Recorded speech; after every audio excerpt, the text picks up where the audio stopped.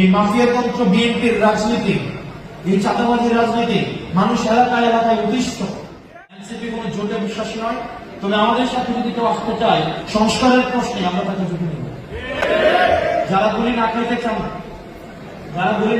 সারা বাংলাদেশে আপনারা এই অস্ত্রের রাজনীতিতে, বেশি শক্তির রাজনীতিতে নিজেদের যে সম্ভাবনা তৈরি হয়েছে এটাকে নষ্ট করবেন না।